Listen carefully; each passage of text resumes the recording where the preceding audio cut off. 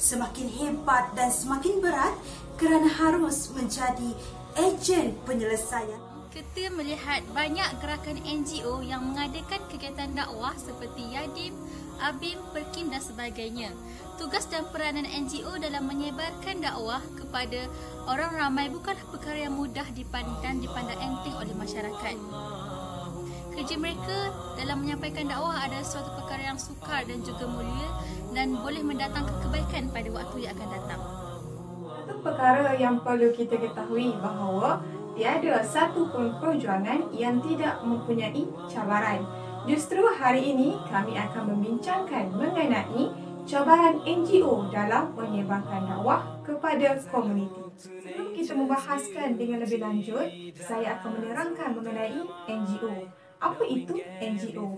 NGO merupakan singkatan daripada Non-Government Organisation yang bermaksud pertubuhan bukan kerajaan.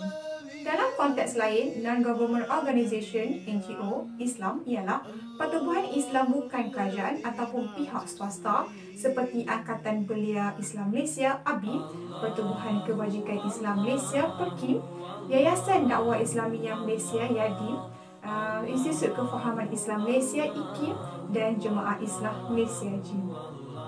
Apakah peranan NGO Islam? NGO Islam merupakan satu organisasi yang ditubuhkan untuk mengislahkan masyarakat ke arah membina kehidupan yang lebih baik berteraskan ajaran Islam yang suci.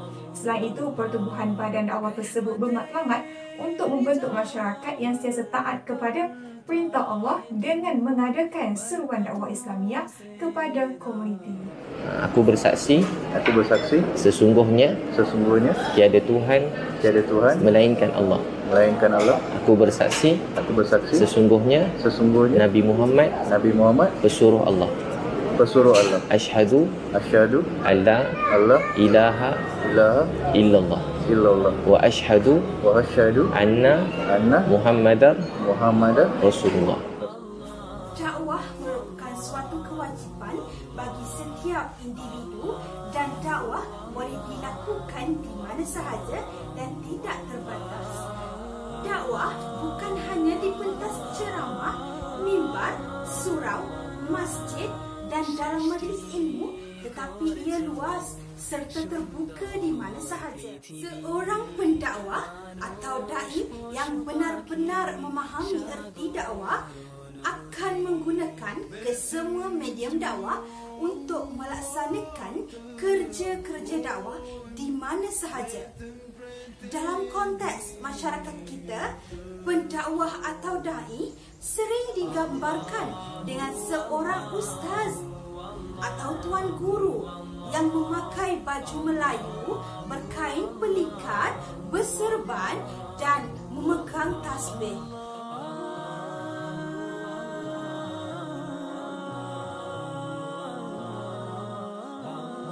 Cara pandangan masyarakat terhadap golongan pendakwah ini tidak selalu salah, tetapi yang silap ialah penilaian tersebut telah menjadi satu pengenalan umum kepada golongan pendakwah.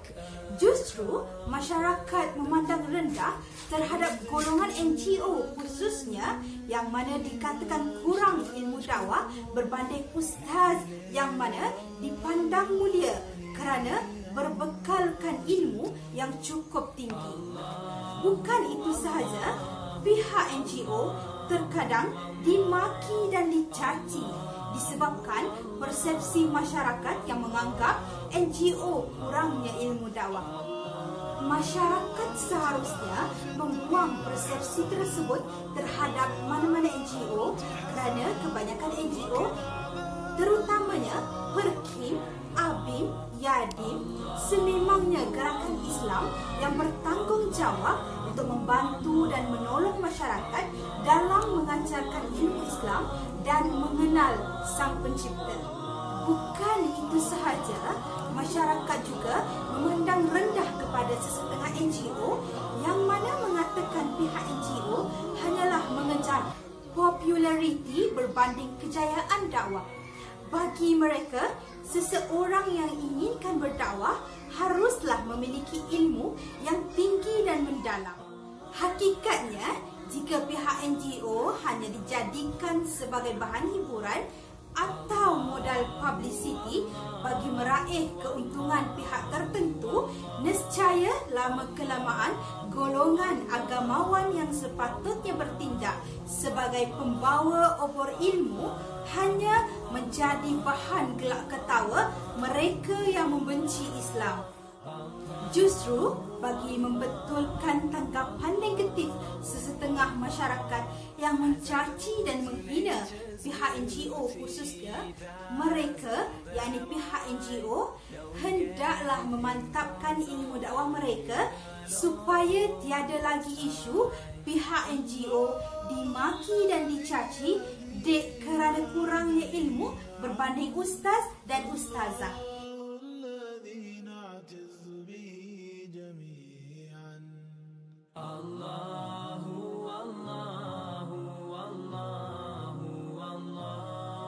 Cabaran yang kedua adalah sokongan daripada masyarakat kurang memuaskan.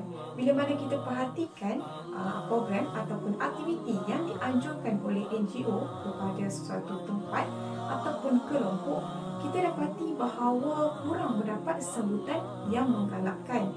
Hal ini kerana mereka kurang minat untuk menyertai dan memahami ajaran Islam yang dibawa, selari dengan pada masa kini, dan mereka lebih kepada kerjaya. Malah mereka lebih selesa hidup dengan cara mereka sendiri. Misalnya, apabila NGO melaksanakan sesuatu program yang berunsurkan dakwah, sama ada dalam komuniti orang Islam maupun bukan Islam, impak yang diberikan itu kurang memuaskan. Dan pada mereka tidak menganggap ini adalah satu perkara yang penting. Sebagai orang Islam sendiri, kita seharusnya mendekatkan orang ke Islam dengan ajaran Islam dan cuba untuk membimbing mereka dan menarik minat mereka dalam memahami ajaran Islam itu sendiri. Sekiranya orang Islam sendiri tidak berminat untuk menyertai program sebegini yang dianjurkan oleh NGO, bagaimana pula dengan orang bukan Islam? Jadi, ini adalah satu cabaran kepada NGO dalam proses berdakwah kepada komuniti. Selain itu, pandangan negatif tentang Islam memang tidak menafikan wujud sejak azali lagi, dan mereka mempunyai minda yang tertutup. Terutamanya orang aslilah bila mana NGO pergi dengan tujuan berdakwah. Seperti yang kita maklum, orang asli ini berpegang teguh dengan kepercayaan dan adat resam daripada nenek moyang mereka. Dan bukan mudah untuk mereka menerima sesuatu yang berlainan ataupun yang berlawanan daripada pegangan asal mereka. Malah bukan orang asli saja yang berfikiran sebegitu. Agama-agama lain pun mempunyai tanggapan yang tersendiri tentang Islam, iaitu dengan menyatakan bahawa agama Islam adalah teroris. Jadi, peranan NGO dan juga orang Islam di luar sana bertanggungjawab untuk menerangkan kepada mereka tentang agama Islam yang sebenar. Selain itu, kurang sokongan masyarakat melalui tenaga. Apabila orang Islam enggan bekerjasama untuk menyampaikan ilmu agama ataupun bekerjasama dalam menjayakan program yang dilaksanakan oleh NGO, ini akan menyukarkan lagi NGO dalam proses berdakwah. Bila mana orang Islam mengamalkan sikap lepas tangan dalam berdakwah dan menyebarkan dakwah, maka hal ini akan berlaku perselisih faham antara agama masing-masing, terutamanya bagi kelompok yang tinggal bersama agama Islam dan bukan Islam. Dan apabila sikap sebegini diamalkan terus-menerus, maka orang bukan Islam secara automatiknya tidak akan rasa untuk mendekatkan diri mereka dengan agama Islam, kerana sifat ataupun nilai Islam yang suci itu, yang murni itu tidak ditunjukkan secara terbuka. Yang paling membimbangkan kita pada hari ini adalah mengenai mentaliti orang Islam bahawa menyampaikan dakwah hanyalah orang yang tertentu saja, padahal ia merupakan satu kewajipan ke atas semua orang Islam. Selain itu, kurang sokongan masyarakat melalui kewangan. Dapat dilihat bahawa cabaran NGO di luar sana dalam aktiviti berdakwah tidak lari daripada masalah kewangan, kerana kewangan merupakan satu aspek yang paling penting dalam menjayakan ataupun dalam melaksanakan program ataupun aktiviti dakwah. Pembelajaran ini bergantung kepada program yang hendak dijalankan, iaitu mengikut kadar yang bersesuaian, iaitu dengan bilangan penduduk di situ, aktiviti yang hendak dijalankan, tempat yang hendak dilaksanakan. Selain itu, daripada memberi saluh hati kepada penduduk kampung, kadang-kadang memerlukan pembelajaran yang banyak untuk memberi mereka makan. Dan keadaan inilah menjadi cabaran dan halangan kepada NGO dalam berdakwah. Jelaslah bahawa sokongan masyarakat terhadap NGO dalam usaha menyebarkan dakwah kepada komuniti amat memberi kesan yang mendalam bagi memudahkan proses dakwah dijalankan. Jika kita tidak mampu untuk berdakwah kepada komuniti dengan secara lisan sekalipun, kita masih boleh menyokong ataupun membantu dengan cara lain, misalnya dengan melalui sokongan moral ataupun sokongan kewangan ataupun dengan tenaga, membantu apa yang patut dan sebagainya. Hal ini kerana apa sahaja yang kita lakukan akan dinilai oleh Allah berkaitan dengan usaha yang kita tunjukkan untuk menolong agama Allah.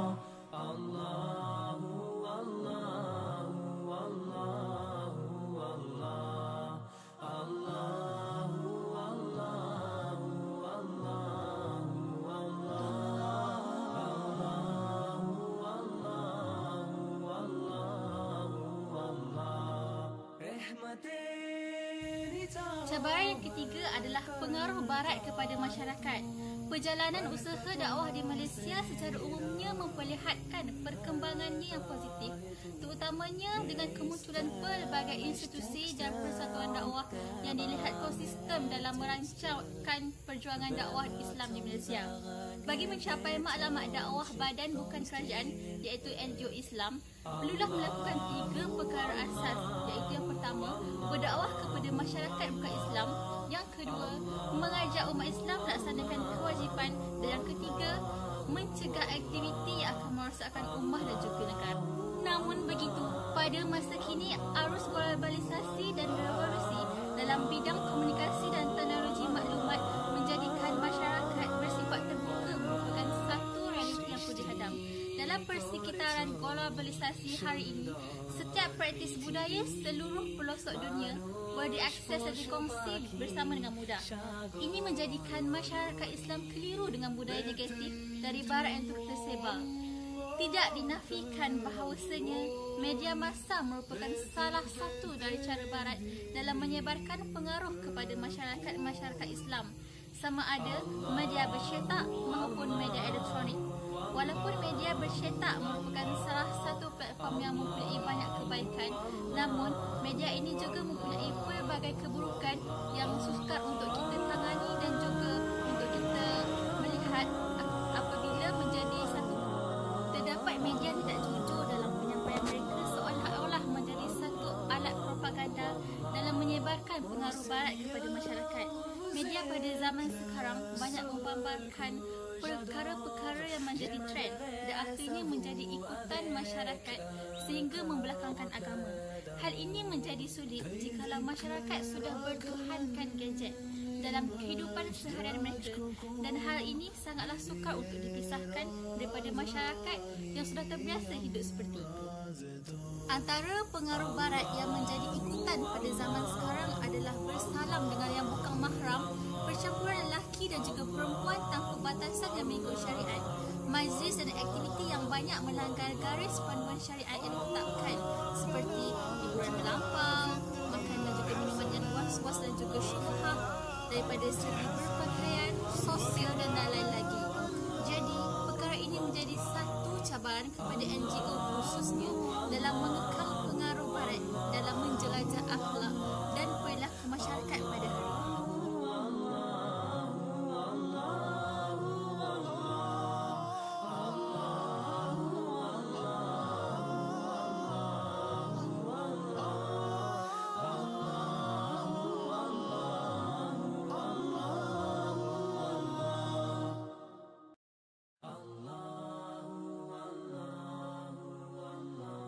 Justru melaksanakan perintah Allah Subhanahu Wa Taala agar berdakwah kepadanya merupakan satu cabaran yang perlu ditempuh, dan Allah Subhanahu Wa Taala telah memberikan banyak garakan dan juga dorongan supaya kita melaksanakan tugas ini dan menjadikannya satu alamat kemuliaan bagi orang-orang yang beriman. Firman Allah SWT dalam surah Al-Imran ayat 110, mafhumnya, kamu yakni wahai umat Muhammad adalah sebaik-baik umat yang dilahirkan bagi memberi faedah umat manusia. Kerana kamu menyuruh berbuat segala perkara yang makruf yakni yang baik dan melarang daripada segala yang salah yakni yang buruk dan juga keji. Serta kamu pula beriman dengan Allah yakni dengan sebenar-benar iman. Knowing everything comes on you, the Lord Most High. Dakwah kepada golongan masyarakat merupakan tanggungjawab yang perlu dilaksanakan oleh semua Muslim mengikut tahap kemampuan masing-masing. Pelbagai cabaran perlu dihadapi dan ditangani oleh para pendakwah dan juga NGO dalam memastikan keberkesanan usaha dakwah yang digerakkannya. Era globalisasi ini memperlihatkan lebih banyak cabaran yang muncul, ditambah realiti Malaysia itu sendiri sebagai negara berbilang bangsa dan agama. Maka situasi ini sudah pastinya memerlukan kepada suatu strategi dan mekanisme dakwah yang ampuh dan juga fleksibel bagi memastikan kelancaran usaha dakwah terhadap masyarakat. Penguasaan dan pemahaman yang jitu terhadap cabaran-cabaran semasa ini mampu membantu para pendakwah, khususnya para NGO dalam merancangkan usaha dakwah mereka dengan lebih berkesan. Kerana dalam dunia dakwah ini sudah pasti mereka yang berhadapan dengan pelbagai reaksi, cabaran dan kemungkinan-kemungkinan kadangkala di luar jangkaan mereka sendiri.